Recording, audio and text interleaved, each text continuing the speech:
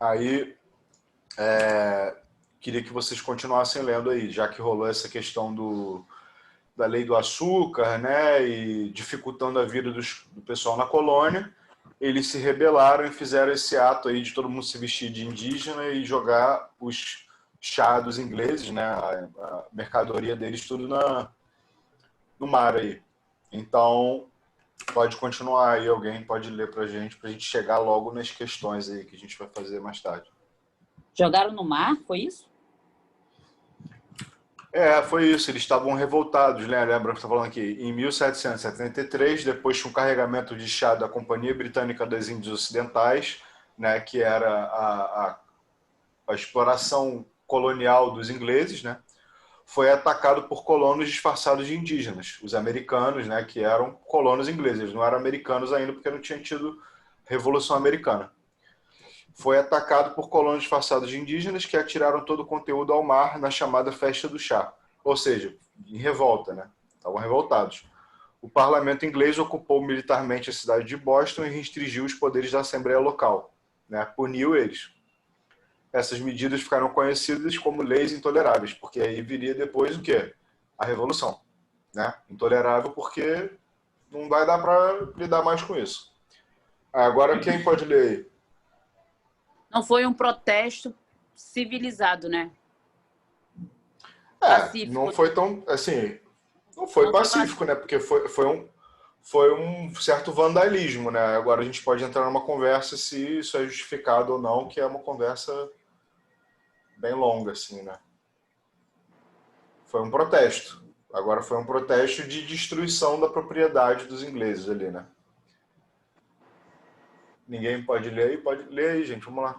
Quem pode desconsiderar? Eu posso ler. Em setembro do ano seguinte, representantes de todas as colônias se reuniram no primeiro Congresso Continental e conceberam uma petição pedindo o fim de tais medidas, que enviaram ao rei George III. A revogação, contudo, não ocorreria e, algumas semanas antes do segundo Congresso Continental, tropas britânicas entraram em confronto com grupos de colonos armados, fazendo o rompimento inevitável e a criação de um exército continental americano, liderado pelo coronel George Washington. A guerra Então, propriamente dita... Só um instantinho. Deixa eu explicar um pouco, aí você continua. Então, o que está acontecendo aí, né? Os britânicos decidiram que não ia dar mais essa colher de chá e ocuparam, né, Washington, ocuparam essa questão aí do primeiro Congresso Continental que está falando, né, para acabar com esse Congresso. E aí esse coronel George Washington, né, que vocês sabem, já ouviram esse nome provavelmente, ele era uma figura militar para esses revolucionários, né? Vocês têm que pensar isso aí. Além dele ser um presidente, ele vai ser presidente dos Estados Unidos, né? Se eu não me engano, ele é o primeiro presidente, não é ou isso? o segundo, sei lá. Né? O primeiro. E aí, é isso aí, pode continuar olhando. A guerra propriamente dita, contudo, só estouraria em julho de 1776, depois da entrega da Declaração de Independência e a criação oficial dos Estados Unidos da América. Para convencer habitantes ainda indecisos, uma obra fundamental seria Senso Comum, de autoria do inglês Thomas Paine, 1737-1809, fortemente inspirado pelos ideais iluministas.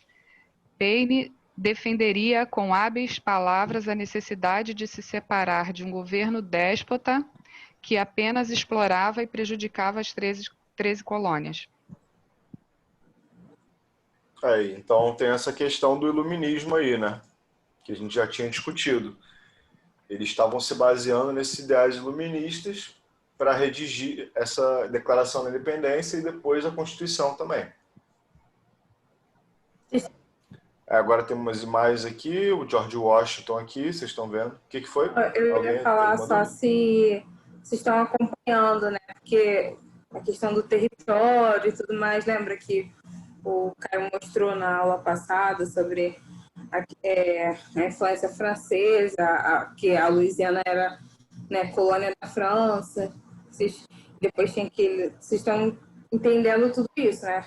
Essas questões de território, porque são importantes para a gente poder entender todo esse movimento político. Porque a França ela vai apoiar os colonos por quê? Para defender também o dela, o território dela. Entendeu? E depois da guerra do lado dos 7 anos, ela estava o quê? Meio falida ali, né? Sem dinheiro. Gente, guerra sempre vai deixar ambos os lados sem dinheiro. É bom a gente sempre pensar isso. Mas que vai ter um vencedor na guerra, mas ambos os lados ficam, né? Na maioria das vezes ficam sempre sem dinheiro. Aí pode continuar, Caio, só para poder fazer esses... Mas é isso aí. E isso aí dificultou para os ingleses defender, né? Porque eles tinham passado por essa situação e dificultou para eles e foi inclusive porque eles aumentaram os impostos e tal, né? A gente tinha discutido que eles estavam em maus lençóis também, os britânicos, e aí eles começaram a tentar recuperar esse poder econômico das colônias, né? Principalmente essas colônias que estavam meio que a Deus dará, como a gente discutiu. Então, quando eles pressionaram, né, porque eles estavam nessa pindaíba aí financeira, deu o problema que deu, né? Os americanos se revoltaram. Aí tem esse filme aqui também, que vocês provavelmente já viram, né, que é o Patriota, do Mel Gibson, que é super essa história do herói e tal, pai de família que vai lutar contra os ingleses pela sua propriedade, né, todo esse mito americano que a gente já falou, né, do Destino Manifesto, que a gente vai falar até mais sobre isso, mas essa coisa de você ter uma coisa de predestinação divina dessa terra, né, está sendo colonizada por homens livres e tal, toda essa filosofia aí que está nessa literatura iluminista também, que está sendo, né, a fonte deles. E que até hoje, né, trazendo para a contemporaneidade, até hoje, isso exerce isso alimenta, né, aquele patriotismo americano de que, sim, essa terra, eles são muito ligados à terra e tudo mais, o 4 de julho, tudo isso tem a raiz nisso daí que o cara está falando. Vocês provavelmente devem ter visto em filmes, os filmes sempre recordam muito isso. Às vezes a bandeira americana na porta de casa. Isso que eu ia falar. Sempre com a bandeira americana. Em todos os filmes, a maioria.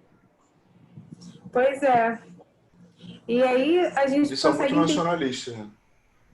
A gente consegue entender um pouquinho esse pensamento, né? Porque como a gente está falando aqui há muito tempo, a história é processual. Então, a gente esse pensamento ele vai se enraizando e tudo mais, a gente consegue compreender a partir daí. Isso aí. Quem pode ler agora? Vamos lá.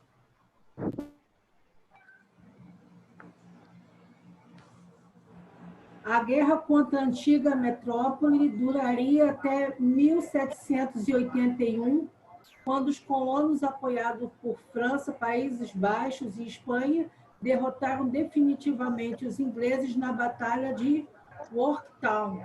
A metrópole reconhecia oficialmente a independência do novo país 2 anos mais tarde, e a primeira Constituição do novo país, com fortes influências iluministas, seria promulgada em 1788.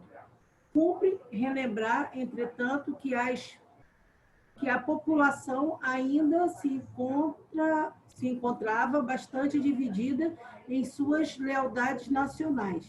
Estas fortes diferenças se encontrariam na base da Guerra Civil Americana, melhor conhecida como Guerra das Secessão. Secessão, é difícil essa palavra. O que ocorreria menos de um século depois. A guerra foi encerrada formalmente em 1783, com a assinatura do Tratado de Paris, em que a Inglaterra reconheceu a independência dos Estados Unidos da América. Nossa. Então é isso aí, né? basicamente, vocês já estavam conversando sobre isso, né? Alguma hora ia chegar essa revolução, e essa guerra durou aí cerca de, né, 15 anos, sei lá, 12 anos, porque foi de 88, de 76 a 88, 12 anos, né? Muito prejuízo, hein? Uma guerra com esse tempo todinho. É.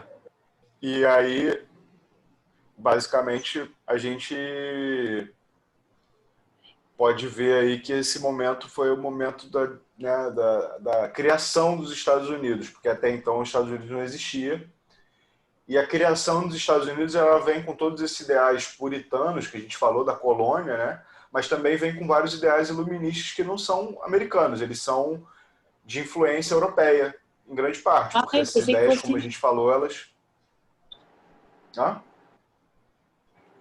Eu pensei que o iluminista tinha sido dos europeus, dos americanos. Isso. Não, ao contrário. Assim, ideias iluministas se desenvolveram nos Estados Unidos também, mas elas também se desenvolveram no Brasil, né? Aquela coisa da Inconfidência Mineira e tal. Uhum. Mas quando você fala de iluminismo, do berço do iluminismo, você está falando das cidades que passaram por essa reforma protestante, que permitiram essa mudança na cultura, mudança na ciência, né? E aí, como isso afetou a ciência humana, foi o iluminismo, né? A gente já conversou isso aí. Já, você deu essa matéria. Aqui tem um mapa legal para ter a ver com o que a Dani estava falando, né? Que tem esses territórios aqui. Olha como é que era a Louisiana espanhola, né?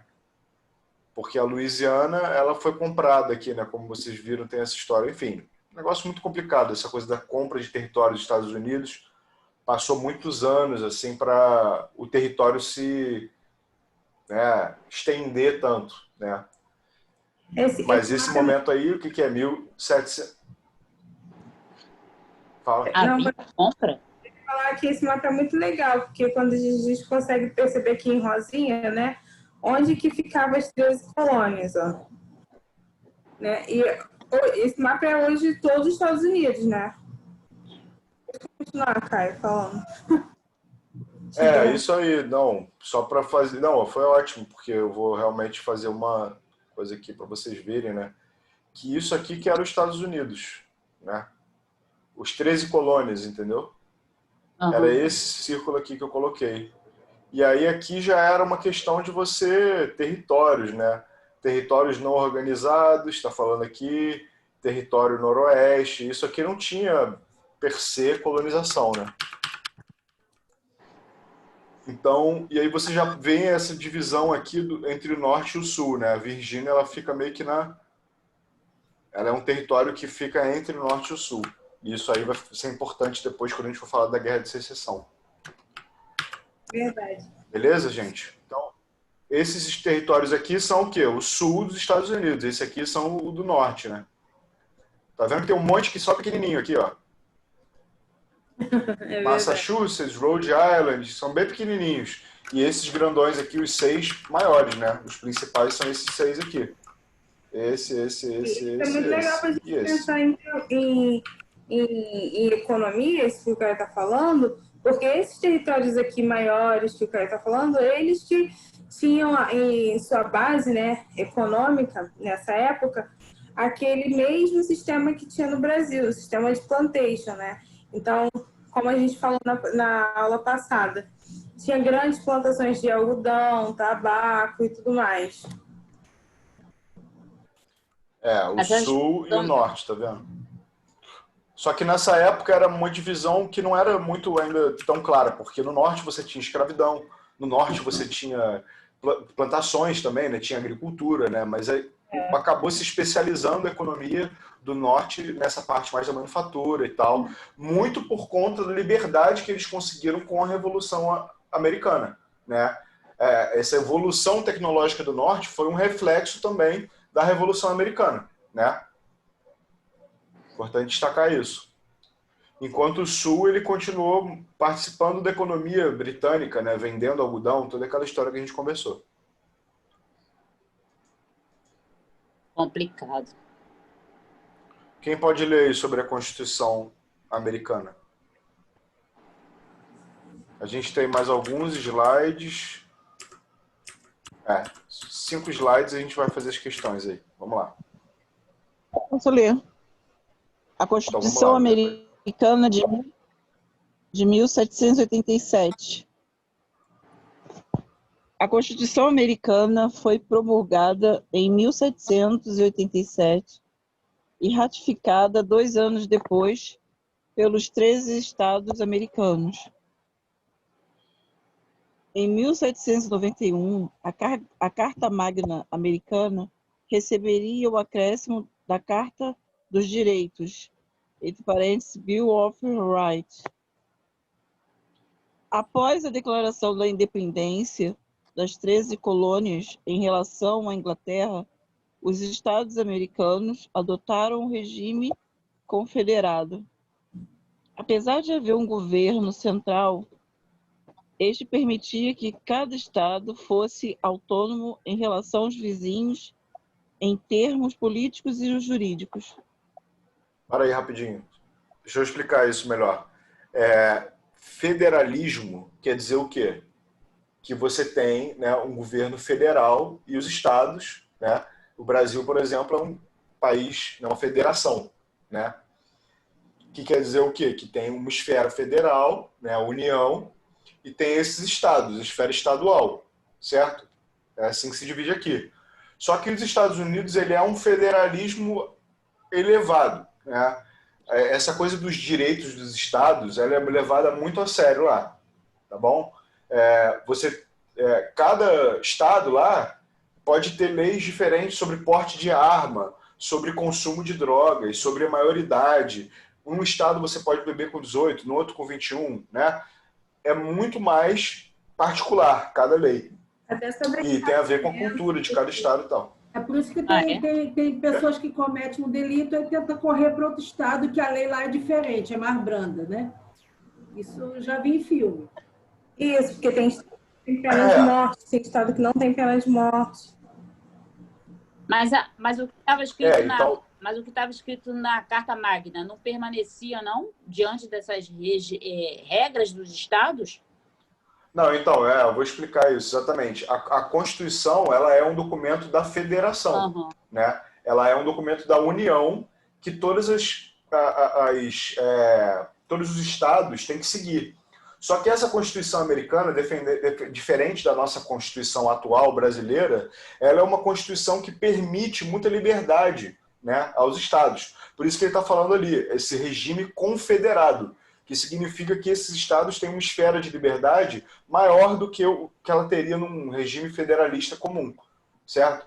Então, a Constituição dos Estados Unidos, ela tem emendas, né? Então, é isso Acho que que são é isso que eu ia falar, emendas. 12 emendas, sei lá. Emendas, que geralmente... E essas primeiras 12 emendas dessa Constituição de 87, elas são emendas que permitem muito aos estados, tá bom? Permitem que possa ter escravidão, né, num estado e não tenha no outro, né? A gente vai ver os problemas que isso causou no futuro, porque tornou a nação muito díspare, né? Economicamente, politicamente, socialmente, e isso aí levou até a Guerra de Secessão, né? A gente pode argumentar que essa liberdade dos estados, essa não unidade, ela também tem a ver com esse regime confederado, né? E aí, quando o Lincoln, né, depois da Guerra de Secessão, fez emendas constitucionais... Estraga isso. Que fazia... Não, isso foi bom. Isso tem a ver com o fim da escravidão. Foi bom isso. Escuta o que eu estou falando. Ele fez emendas constitucionais que faziam com que esses estados tivessem uma lei a seguir da União. Por exemplo, ninguém pode ser escravizado a não ser que a pessoa seja presa, né? Isso é a 13ª emenda. E isso aí foi passado depois da Guerra de Secessão, né? Então foi uma vitória, né? No sentido de que o país agora tinha uma forma de você acabar com a escravidão, né? Assim, pelo menos fora da cadeia. Mas enfim, isso é um papo para outro dia. Mas é importante entender que depois teve essas adições na Constituição, que são essas outras emendas, que tem mais a ver com esse poder da União, poder federal. E essa primeira Constituição, ela tem mais a ver com esses direitos dos estados, né? que até hoje, que eu estou falando, tem muita diferença entre o poder do Estado para o outro. Vamos lá. Tá, mas assim, Pode continuar, Léo. Eu fiquei com a dúvida de como existe um patriotismo com tantas leis diferentes. Ou seja, eu posso ser punida num lugar, aí eu vejo alguém cometer alguma coisa no meu próprio país, em outro estado, e não ser punida assim como eu fui. Aí eu vou me sentir, de uma certa forma, injustiçada pela lei, porque as leis lá são todas diferentes. Então, assim, como é que as pessoas são patriotas, assim? Eu não consigo entender. Onde as leis são... Um é punido e outro não, por conta de um território. É estranho, né? Entendi, mas isso tem muito a ver também, assim, se você comete um crime naquele território, você vai ser julgado por aquelas leis, por aquele tribunal. Não é assim, eu fiz um crime na Califórnia e vou ser julgada em Nova York. Entendeu? Se você comete... De uma certa forma, você não deixou de ser pertencente ao país, né? Mas parece que ali você é pertencente pelo Estado. É meio confuso, né? Mas ditas regras diferentes, eu acho meio estranho. Te entendo muito, mas assim, entender a sua pergunta. Mas assim, quando a gente está falando de... É muito poderoso essa questão de uma independência, entendeu? De ter uma terra. Essas ideias são ideias poderosas. Por mais que depois... E aí depois, quando a gente entrar nessa parte que a gente vê guerra de secessão e tudo mais, vai ter a parte de expansão de território. E aí tem também uma parte de cunhar uma identidade nacional. Tudo isso está ligado, mas sem deixar de ser federalista. Porque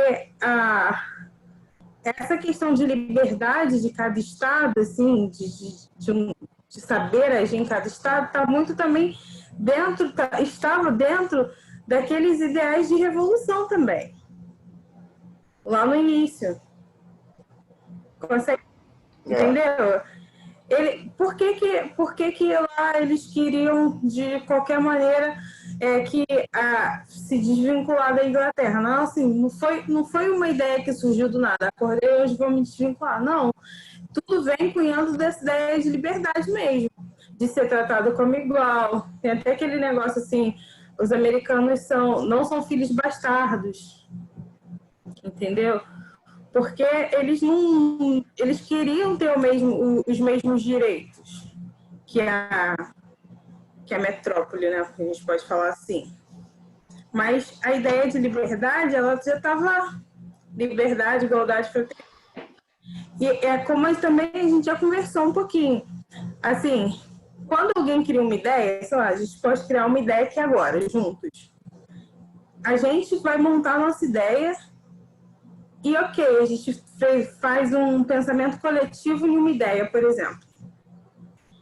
Quando a gente for passar essa ideia para frente, para os nossos parentes, cada um vai se apropriar da ideia que a gente fez de uma forma diferente.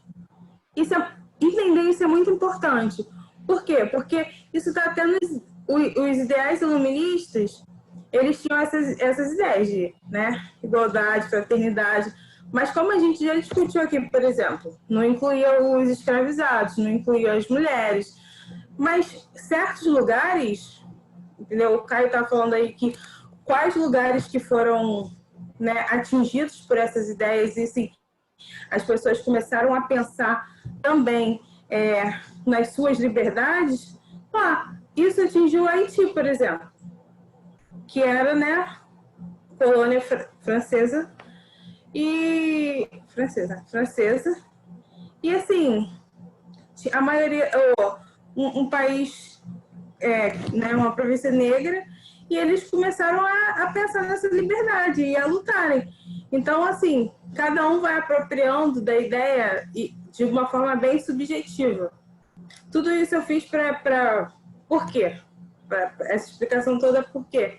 Porque isso aconteceu também lá nos Estados Unidos e em relação aos estados. Consegui entender um pouco? Sim. Consegui. O que justificaria, por exemplo, lá no norte, a maioria da mão de obra tinha escravidão? Tinha, mas não era era a exceção. A maioria da mão de obra era livre. Entendeu? E lá no Sul, eles entendiam essa liberdade, igualdade, fraternidade e tudo mais, mas a maioria da mão de obra era o quê? Escravizada. Eu acho que também tem que entender que não existe um conflito na cabeça dessas pessoas necessariamente entre escravidão e igualdade, fraternidade e não sei o quê, né? Exatamente. Para eles, a escravidão não era o que é pra gente. A gente tem que entender com os olhos dele, né? E essas coisas iluministas, elas valiam para eles. Para os outros é igual era na França.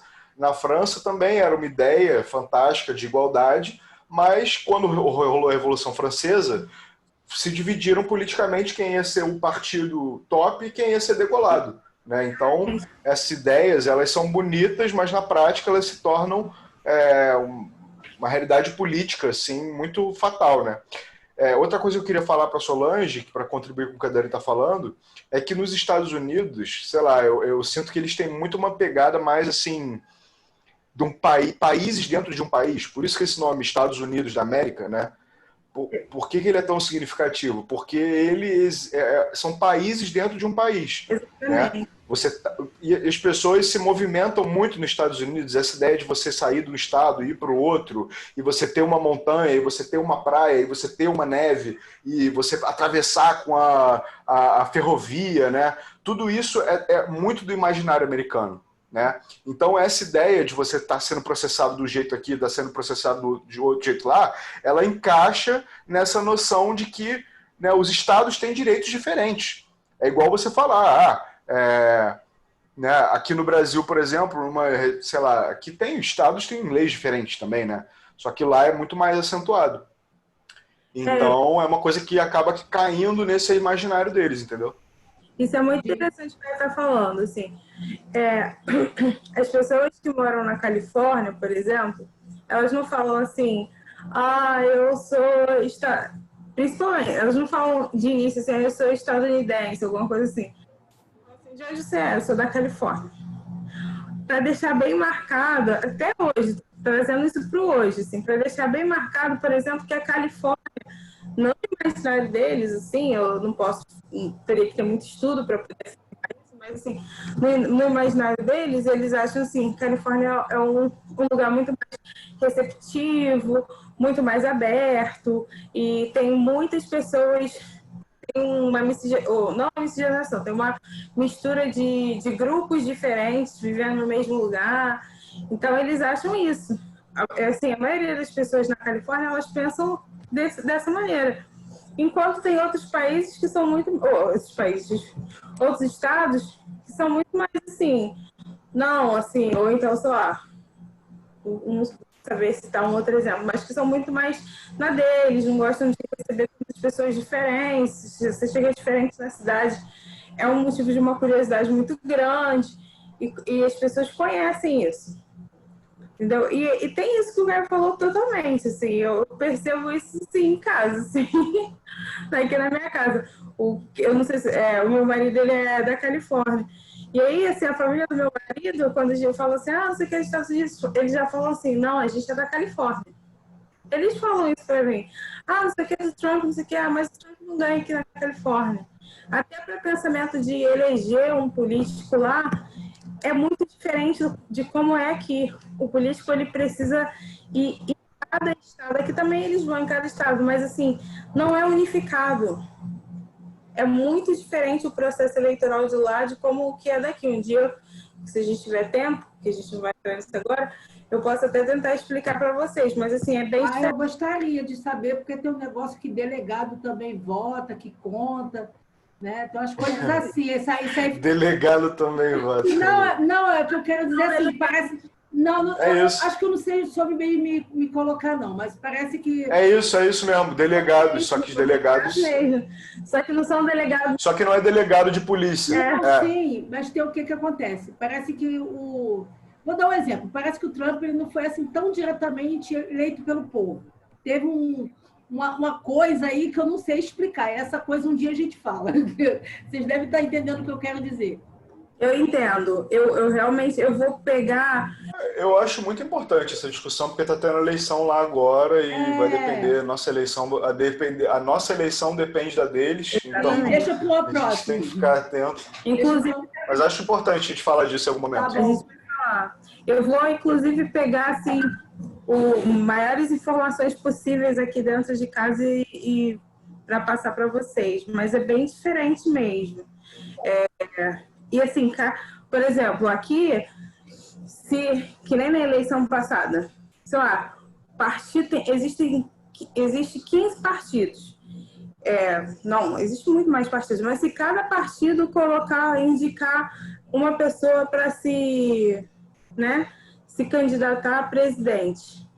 Sei lá, vão os 15, e vão os 15 até o final. E lá não existe isso. Lá pode ter 15 no começo, mas o final, assim, no final da eleição não vai assim, não existe 15 pessoas, vai ser só 2 pessoas. Entendeu? Isso já é uma coisa muito importante, porque assim, é bom por um lado, mas bem ruim pelo outro, né? Diminui muito o seu poder de escolha, por exemplo. Uhum. Né? E é isso, lá as eleições vão ser dia 2, se eu não me engano. Que meu marido vai para lá votar, né? Quer dizer, a gente vai. 2 agora, amanhã? Ou 2 de novembro? De novembro. E Tem que ir até lá para votar, não pode fazer essa...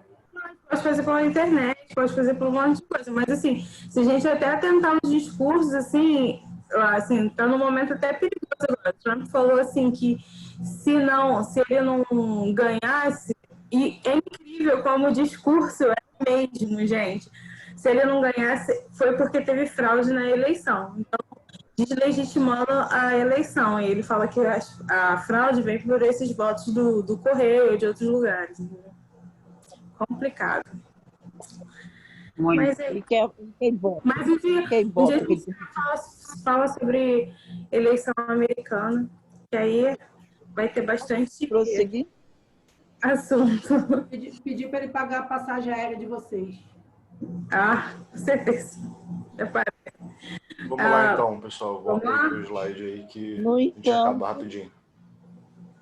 Pode? Pode. Vai?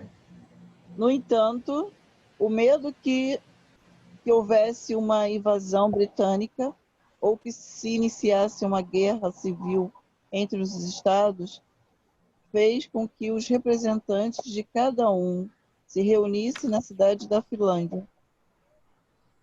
Ali discutiram várias propostas que resultariam no sistema político que daria origem aos Estados Unidos.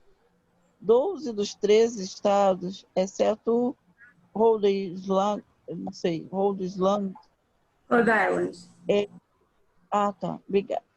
Estiveram representados na Convenção Constitucional através de 55 delegados. De delegados aí. Então, parou aqui. É isso. Parou aqui em delegados. O que acontece? Essa parada de delegado é como se fosse uma eleição indireta, tá? As pessoas elegem os delegados. Elas votam num candidato e esse candidato está representado por delegados. E esses delegados que vão definir quem vai ser eleito no final, certo? Então é uma eleição mais indireta do que a nossa, tá? Isso é uma primeira coisa que a gente pode falar.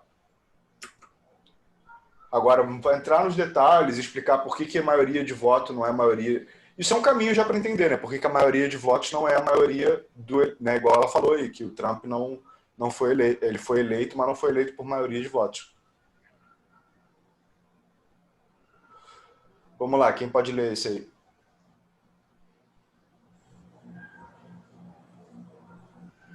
O Luiz não leu ainda, hein? Aquela pessoa que pega pela mão.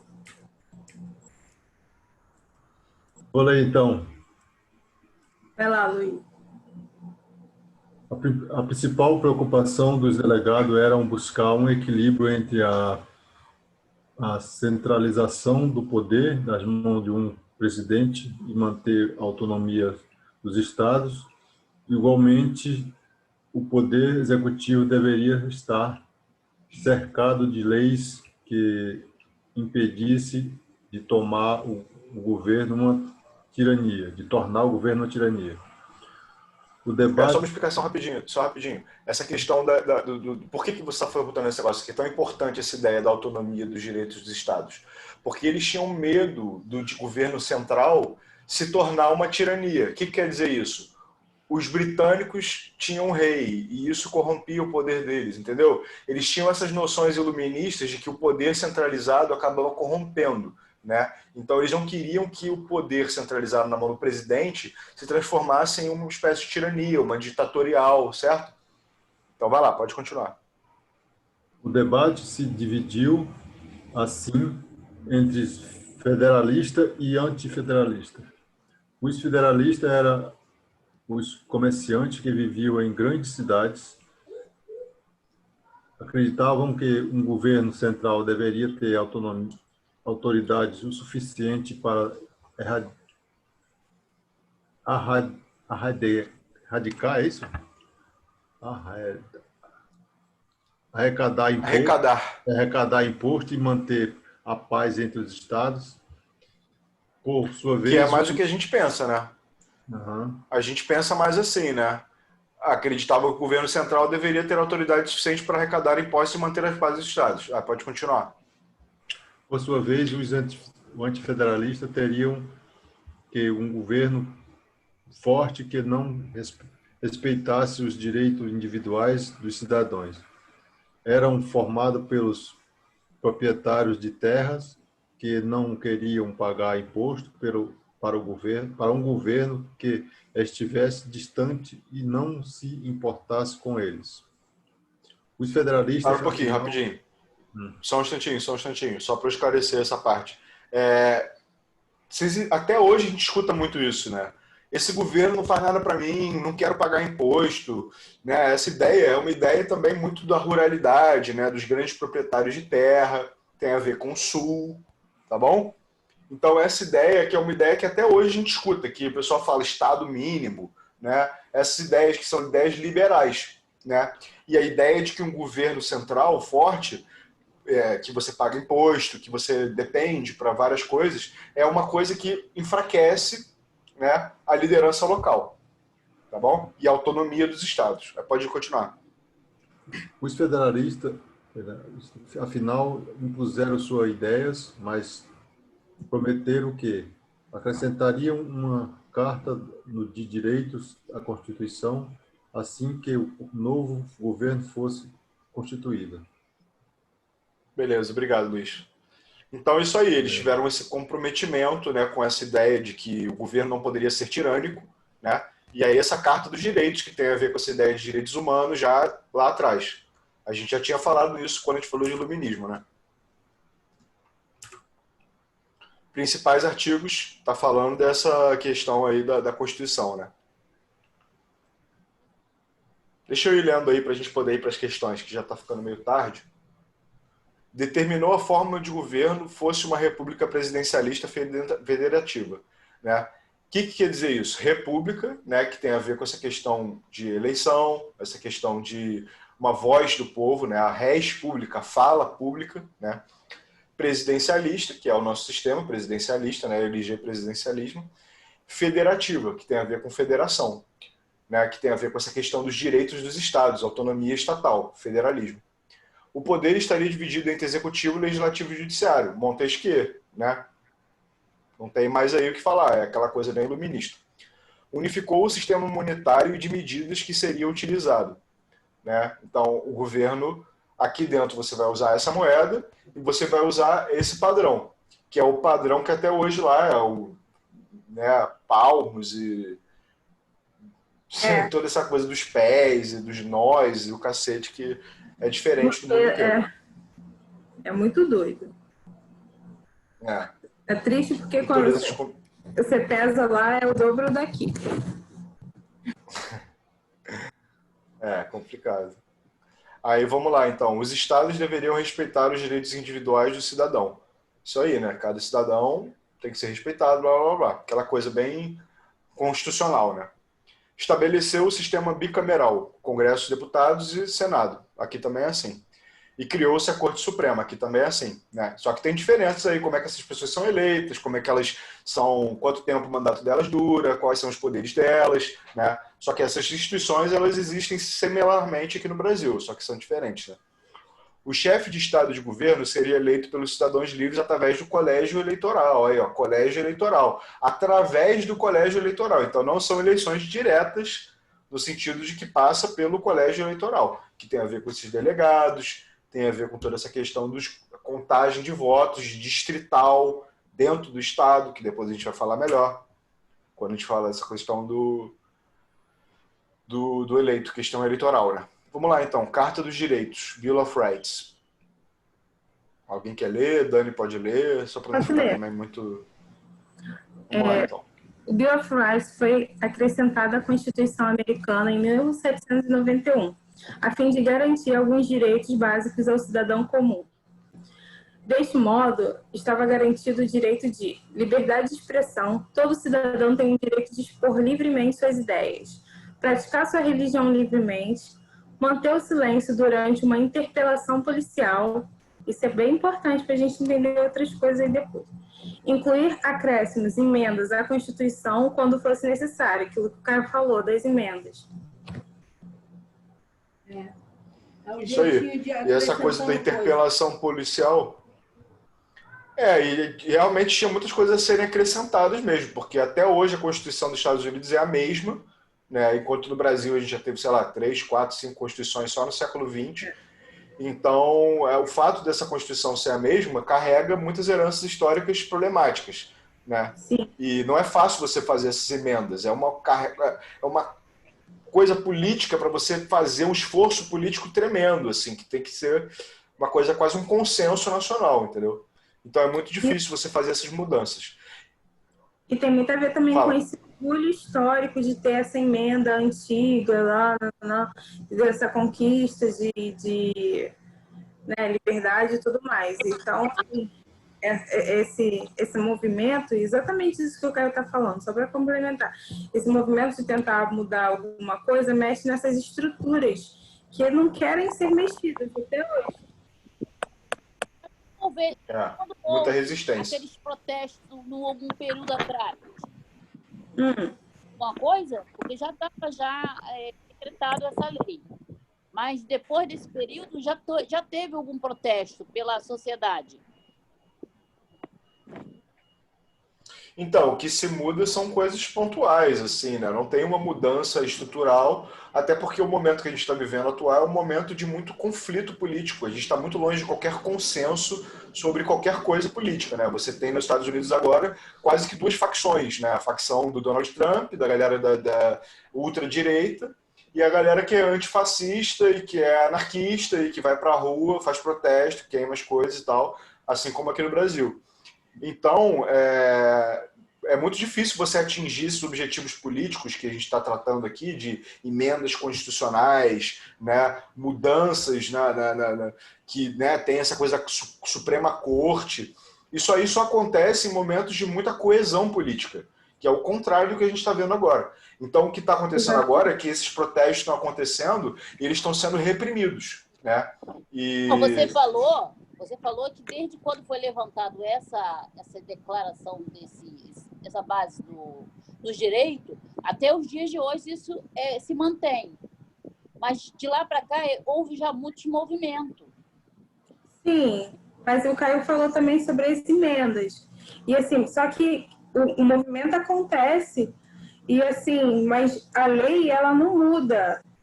O que acontece hoje? Você está falando, por exemplo, dessas manifestações que aconteceram do Black Lives Matter e tudo mais. Olha como isso é importante. Aconteceu tudo isso, assim, mas olha o que causou, assim. Eu lembro que nessa época, todos os jornais assim, americanos ficavam falando nisso o tempo todo, porque o prefeito do lugar, eu esqueci o nome do lugar, ele foi... E ele deu a cara ao público e ele quis prender os policiais. Isso houve uma comoção, assim, porque grande maioria das vezes, o policial ele não é preso.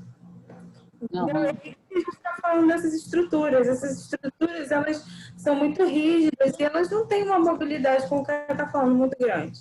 Então, assim, eu fico acompanhando, às vezes, pelo Instagram ou Twitter, as hashtags assim, do Black Lives Matter, eu fico vendo. Aí teve essa notícia da Breonna Taylor, também que foi a mesma coisa, uma outra mulher que foi morta por policiais, mas para poder acontecer algum tipo de justiça, tem que ter uma comoção muito grande. O que aconteceu lá com George, esqueci o nome, Floyd. Gente, minha cabeça tá meio assim esses dias. Mas, assim, uma coisa que, assim, a gente estava conversando, que as pessoas começaram até a associar esse movimento como um movimento de Martin Luther King lá atrás, porque antes desse movimento, assim, não teve um outro tão grande. Martin Luther King foi em 1950. E pouco aí, eu não vou saber a data certinha, mas a década é essa. Então, assim, essas estruturas não se movem facilmente. Ficou só marcado, né? Isso foi só um exemplo. Isso foi um bom exemplo, né, da Dani. Eu estava até pensando em falar isso aqui, porque o movimento dos direitos civis norte-americano, que foi aí da década de 50, 60, que ele foi contra essas estruturas racistas que ainda impediam que as pessoas negras votassem, né? E até hoje você tem coisas que impedem que pessoas negras votem, pessoas de classe social mais baixa. Você tem nos Estados Unidos vários mecanismos para você tirar o direito dessas pessoas de votar, né? Chama voter suppression, que é supressão de eleitores, né? Então, o que quer dizer isso? Esse momento aí da década de 60, ele foi um momento chave para que tivessem mudanças, né, nas leis nos Estados Unidos, né? Essa adição de novas cláusulas, né, a essa ideia da Bill of Rights, que agora, deixa eu ver aqui, tem alguma coisa que... Deixa eu dar uma pesquisada rápida aqui, só para falar para vocês direitinho. Enquanto eu caio pesquisa, eu vou só falar uma coisinha. Lá, votar não é obrigatório como aqui. Então, assim, e já acontece essa questão de que o cara está falando, supressão de direitos assim, de voto. Pessoas de baixa renda, pessoas que são hispânicas, que estão à margem de direitos, elas não vão votar, ou escolhem não votar porque elas se sentem invisibilizadas naquele país. Tanto que agora, por exemplo, nesse período de eleição, existem várias ONGs lá que trabalham assim, mandando postcards, né, cartão postal, para poder falar assim, incentivar as pessoas a irem votar, para poder mudar alguma coisa. Mas, assim, é muito difícil essas questões. Então, assim como no Brasil, tem lei, mas não se cumpre muito, vamos dizer assim. Porque quando o policial branco bota o joelho no pescoço de um negro e mata ele enforcado, vamos dizer assim, e não se pune o policial, é porque se não cumpre as leis, vamos dizer assim. Não cumpre a lei porque está totalmente atrelada a uma estrutura supremacista branca totalmente racista. Uma loucura. Nessas estruturas de poder, entendeu? Assim, porque... A lei existe, mas não se cumpre. É mais ou menos igual ao Brasil. Sociais. E eles ficam respaldados dessas leis que estavam lá atrás, eles têm esse respaldo, entendeu? Absurdo. Presta atenção nessa leizinha aqui, porque eles estão respaldados, né, naquele momento. O policial é uma autoridade. Se um policial para você na rua, você tipo, não tem que fazer movimento nenhum, nem falar, nem nada, principalmente se você for negro. Não. Aí a gente cai nesse negócio que a gente chama de racismo estrutural, né? Que as estruturas são racistas na sociedade. E eu ia falar exatamente isso que eu estou falando agora. Não que aqui seja diferente, porque a gente pensa assim, uma coisa muito importante a gente pensar é que, assim, nos Estados Unidos acontece isso, sim. E sempre sai na mídia, coloca o nome das pessoas e tudo mais.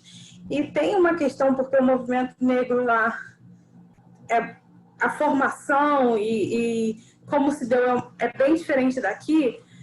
Tem essa questão de nomear, de ir para a mídia, aqui Gente, isso ocorre na favela o tempo inteiro e as pessoas vão perdendo, vão virando número, porque não tem, assim, a gente tenta, e não estou falando que o movimento daqui não tem esse esforço de tentar falar o nome e tal, tem, mas assim, às vezes muitas coisas escoam pelos dedos porque é muita gente. Vocês entenderam? E às vezes a gente fica muito assim, oh meu Deus, lá acontece isso, não. Mas aqui também, a gente tem que aprender a ter esse olhar para cá também. Aqui também É isso que eu tô falando, lá como também, cá, é a mesma coisa. tanto lá como cá, exatamente. É isso que eu ia falar. Então, só para declarar aí que realmente essa questão do Civil Rights Act, né, ela é uma adição aí, uma lei que adiciona essa ideia de que as pessoas não podem ser negadas serviços, né, que tem a ver com toda aquela situação da segregação racial no Sul, né, e da impossibilidade das pessoas de votar, e o fato da polícia abusar delas e normalmente ser uma estrutura racista, né, que os policiais são racistas, toda essa história aí, beleza? E até hoje isso é um problema que se mantém, né? Eu vou passar para vocês 2 nomes de filmes, como dever de casa, para vocês assistirem. Semana passada eu passei um, hoje eu vou passar outro. Sobre a questão que a gente está falando sobre Martin Luther King e tudo mais, eu queria que vocês assistissem o filme Selma. O nome do filme é esse mesmo, Selma. É o nome de uma cidade. Se vocês puderem anotar e procurar, ver na internet, quem não tem Netflix, essas coisas, acho que nem tem Netflix, mas assim, ver na internet, às vezes tem uns sites que tem filme lá, tem como você acessar o filme lá de graça, sem precisar pagar nada. E eu faço isso, gente, sempre. E tem outro filme também que eu queria falar para vocês, o Histórias Cruzadas. É muito legal esse filme. E ele fala um pouquinho sobre essa questão de como que era a vida dos negros nos Estados Unidos lá pela década de 50, Esse 40. eu já vi, aquele que a moça faz um bolo bem bacana. Isso! Não Esse fala filme nada, não vou dar spoiler. Não dei spoiler. Mas é esse mesmo, Solange. Esse filme é maravilhoso. É muito engraçado. Outra coisa, não, tem uma parte assim bem, né? Mas assim, tem uma pegadinha engraçada também para dar uma quebrada. O filme da semana passada, qual foi? Para anotar também. 12 anos de escravidão. 12 anos de escravidão. 12 anos de escravidão. Ah, tá, porque esse eu já vi, então eu já vou partir para o outro. Então tá bom. Era isso. Ok. Obrigada. Então, já estamos falando de escravidão aqui, voltando a falar, né? Então, assim, essas 13 emendas, né, 12 emendas dessa primeira Constituição, elas não falavam que não poderia ter escravo, né? Elas permitiam que houvessem escravos. A posse de pessoas estava autorizada legalmente pela Constituição. Nossa. Não estava falando assim, você pode ser dono de pessoas. Mas ela também não dizia, você não pode ter. Então ficou um buraco aí para próximo século, essas divisões entre o norte e o sul se acentuarem, tá bom? E a escravidão ela já era vista como imoral por esses, né, muitos desses pessoas políticas, né, muitos desses delegados, muitos abolicionistas também da época já existiam, mas eles não conseguiram fazer valer essa história aí porque o sul ficar descontente não era uma coisa que agradava, né, essa estabilidade política desse novo país, né? Eles tinham que agradar todo mundo. Então isso aí vai levar até a Guerra de Secessão, não tem como questionar, né? De fato, a Guerra de Secessão foi sobre a escravidão e o sul que não conseguiu abrir mão da escravidão, né, por todas as questões que a gente tinha falado, da questão econômica, né, que a economia deles é totalmente baseada em escravidão.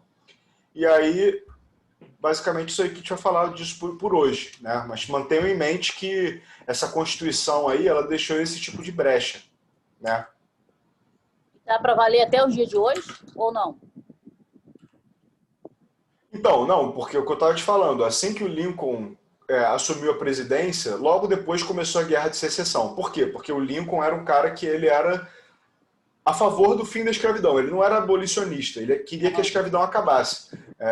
As pessoas sugeriam, por exemplo, de mandar todos os africanos de volta para a África. Todo mundo que fosse negro ia ser mandado lá para a Libéria, que é uma colônia americana dos Estados Unidos. Era uma forma de você resolver o problema. Tira todo mundo daqui. Né? E o Lincoln chegou até a apoiar essa ideia. Ele não era um cara que era um cara assim, pró-abolicionismo, vamos liberar todo mundo. Não, ele era um cara que tinha esse aspecto legal. Né? Ele queria assegurar a legalidade desse processo. E aí, quando ele assumiu a presidência e começou a guerra, uma das medidas dele, das várias medidas dele, né, como presidente, que ele foi presidente de 2 mandatos, foi de estabelecer essas emendas constitucionais que eu estava falando, que acabavam com a escravidão. Né? Só que até hoje tem um buraco nessa cláusula do Lincoln, que é o quê?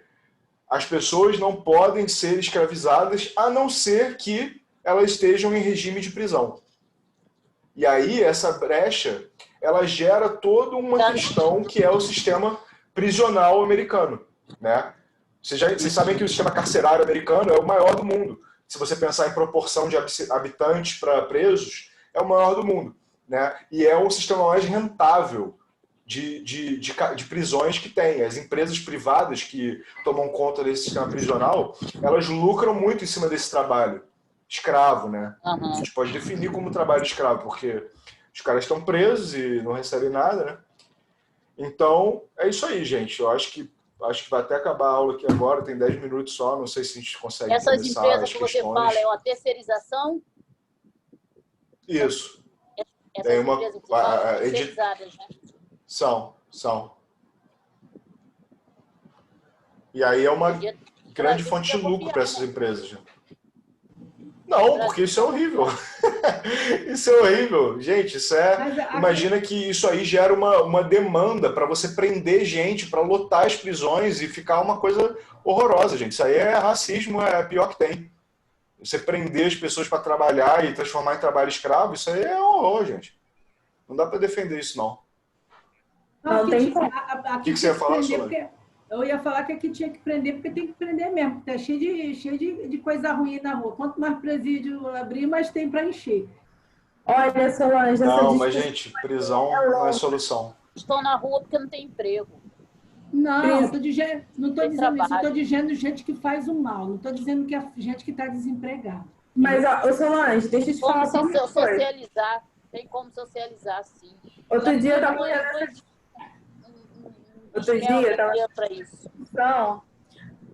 com meus pais. E a gente estava conversando, a gente estava concordando, assim. Vamos mudar só um pouquinho, não vai dar tempo de fazer os exercícios, eu vou mudar só um pouquinho uma perspectiva. O Caio falou uma coisa que é muito legal, assim, muito importante. Prisão não é solução. Solução é educação. Pense sempre nisso. Se a gente pensar, a gente está mudando, vou mudar a perspectiva de vocês. Um cara, sim, vai lá e faz um assalto à mão armada e ele rouba, sei lá, R$1.000 de um lugar. Eu não estou defendendo, gente. É muito importante. Eu só estou querendo só deslocar o olhar de vocês. O nosso antigo governador, o Sérgio Cabral, roubou bilhões da saúde. Tudo bem que ele está preso agora, mas demorou muito para esse momento acontecer. Ele roubando bilhões da saúde, começa a pensar quantas pessoas morreram por causa desse roubo. Se um cara faz... Eu não estou justificando, eu só quero que vocês desloquem o olhar, eu não estou justificando nenhum dos atos, mas olha só. Um assalto, alguma coisa que mata uma pessoa, é errado pra caramba. Mas eu só quero que vocês entendam que o tipo de justiça aplicada a uma pessoa não é o mesmo aplicado a outra pessoa. Eu entendo, mas assim, quando você é assaltado e passa por uma situação de extrema violência e tal, o que é que você pensa? Poxa, queria que aquele cara tivesse sido preso. Com certeza, porque a gente quando você está na situação, é que a coisa fica diferente, entendeu? Não, e eu não estou falando que isso não é certo fazer, eu estou falando que é certo. Assim, eu estou falando só que para hoje em dia, diminuir o número de cárcere, né? O número de pessoas no presídio. Não é só, tipo, prender. Porque prender, ele entra lá um ladrãozinho de uma loja de conveniência e sai um ladrão de banco. Lá é faculdade para poder prender o pior. Entendeu? Uhum. Então, assim, não tem nenhum projeto de ressocialização dessas pessoas. Não. E aí, o que a gente se espera? Aí chega lá o adolescente, o menor, sei lá, é preso por ter furtado, por ter feito, sei lá. Não tô falando, eu não estou justificando o ato falho, não. Eu entendi que tem vários ângulos dessa conversa. Não existe nenhuma forma de ressocializar essas pessoas hoje, porque lá dentro elas são tratadas como animais, assim, como pessoas que não são humanas.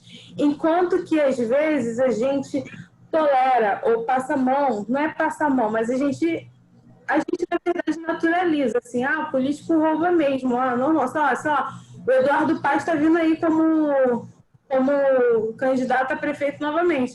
E ele rouba pra caramba.